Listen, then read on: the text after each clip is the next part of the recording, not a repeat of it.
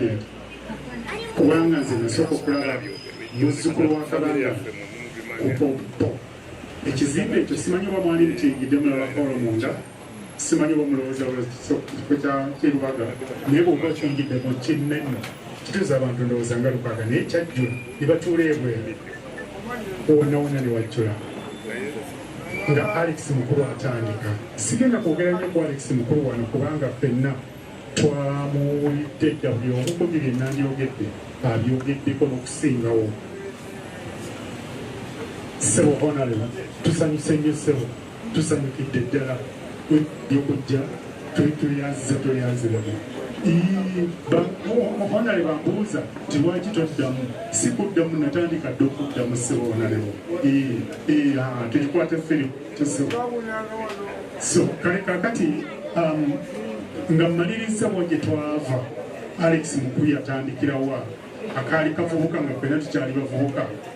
njagala okubajjirayo ekigambo omukulu oyo agenda kyayogedde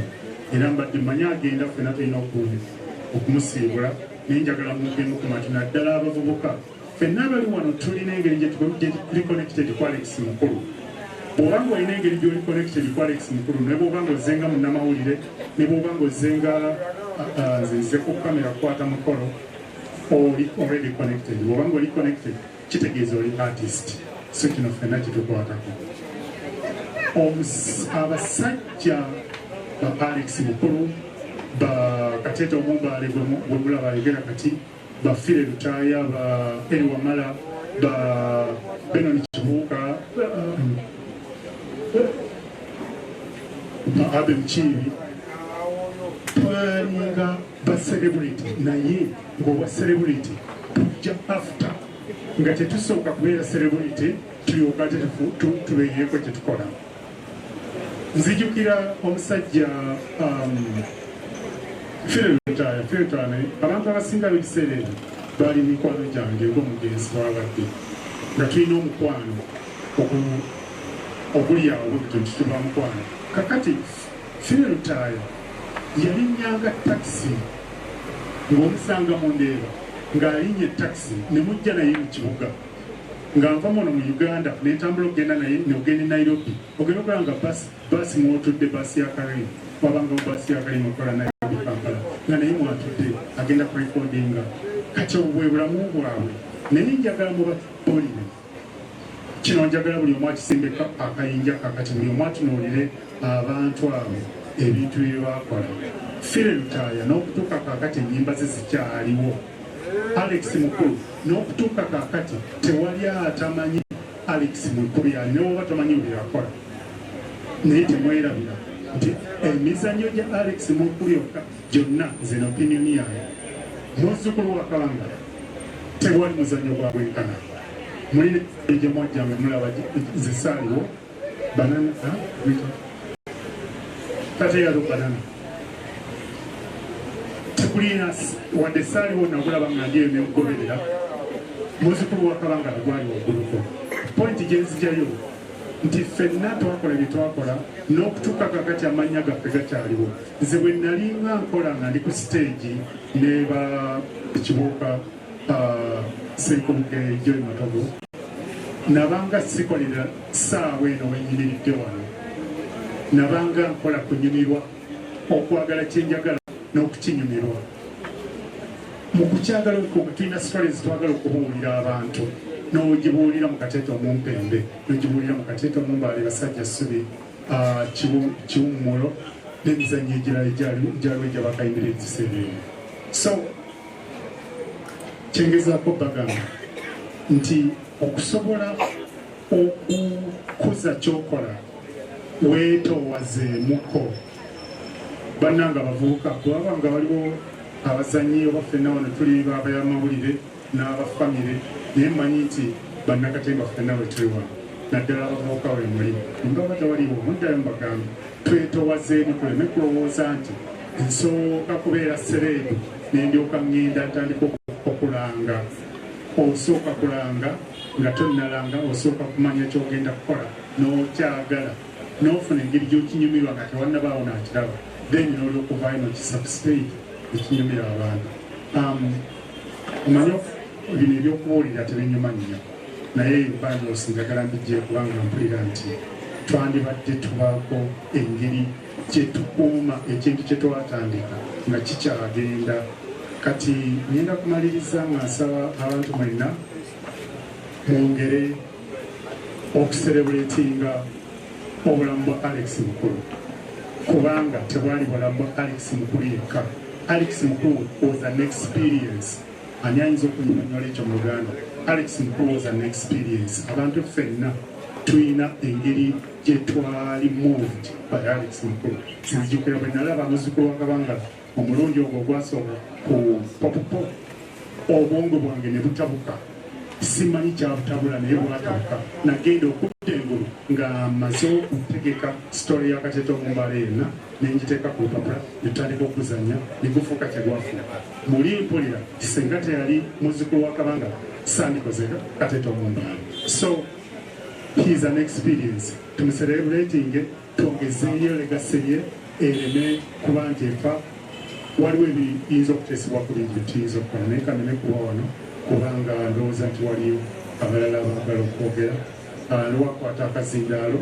bannange mwebale nnyo okujja mwebale nnyo okubeerawo okuserebuletinga munnaffe. Tweyanza nnyo tweyanzeege so omulimu gwange gwakubategeeza nti waliwo munnaffe alina ekitabo ali awo nga bwe mmanyi tugenda kuziika lunaku lwakuna tuli wano olwaleero enkya lwokusatu olwokuna tugende tuziike so tukyetaaga obuyambi oba ozze n'akantu konna konna koolina pakatuyamba netusobola okuwerekera mukadde waffe mu kitiibwa. Bannaffe abakungubazi eno emanju tewaliyo miyigo bigo webiri wali twabitadde wali ekyemmanga wemba mugenda ebyokulya bijja taata nkumbubagirako ba tiktoka ne ba bloga kontenti waleero ayinza obutabakolera kubanga abamulaba tebalinaki tebajja bitegeera abali ku tiktok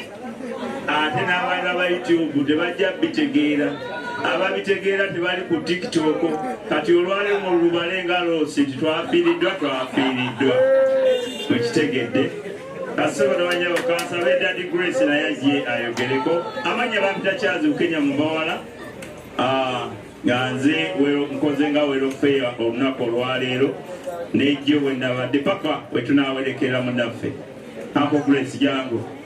lete munyumye nnyo byewala baana bato balamusiza bassebo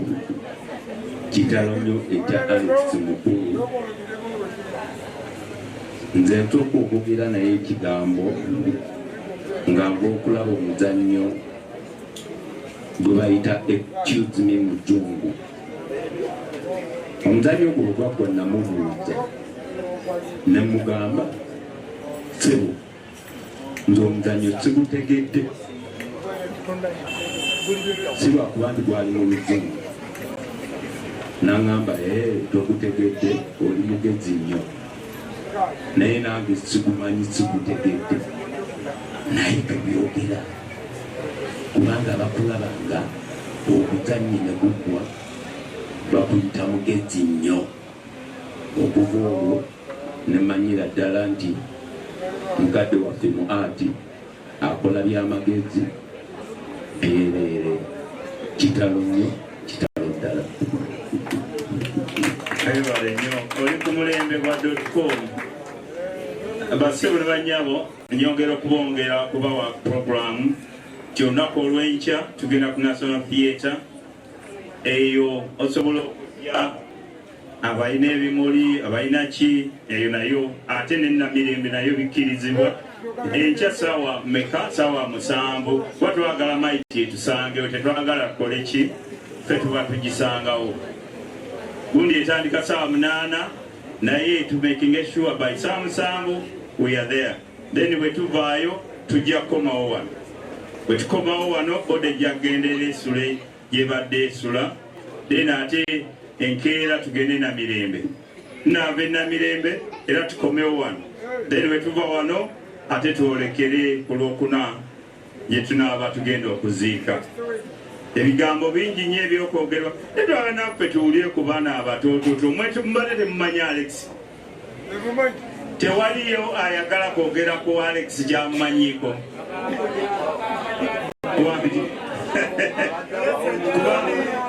Twagala tutwalikireko kale nga mu myaka gy'ekyenda awo.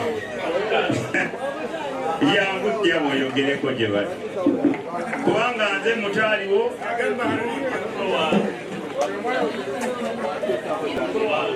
yangu maama oyogereko eri abakungubazi. Batusuubiza obusumba bwe tukyalinda paka kati aba TikTok mukigumire myaka miralamu. Bannange nga kisalo nnyo anti bagambye omuto naye ate mu bato abasita abatali bakuzanya ne Alex naye bampitiddeyo kati simanyi myaka emeka gye nnina naye nsaaliddwa nnyo ng'abalala bonna bonna olw'okufiirwako Uncle Alex mukulu. Uncle Alex mumanyidde mu bitu bingi. Wali elungujja we bagambye ewa Muzeeyi Kabangala maama wange naye yali wa mulirwano, so twakula tukola ki tulabagana ne Honorable fenna tuli bantu ba kukyalo ne jjajja abadde awo yasikira Muzeeyi Kabangala. Kaakati nze bwe nakula ntaliko kwagala okuzannya emizannyo era nga neegomba nnyo abazannya emizannyo. Kati lumu mwami Alex bwe yandabanga ekitone kye nnina n'okwagala n'akola omuzannyo nga yagala nguzannye, naye abaali balinako obuvunaanyizibwa ne bannemesa naye nensigala nga omutima gukola ki gwagala. Naye leero bwe ntunula abali wano mwenna muli baana bato abasinga byennyinza okwogera ku Alex biyinza obutabanyumira. Kati mbadde nsaba tuyimirire olwokuba tuli mu kucelebratinga tumuyimbirayo akayimba kamu keyasinganga okwagala ennyo nga muto ng'era ku kyalo akayimbisa abantu. Mbadde nsaba tuyimireko tukayimbe yasembemoleemu abasobola okujja okunyambako mujje wano.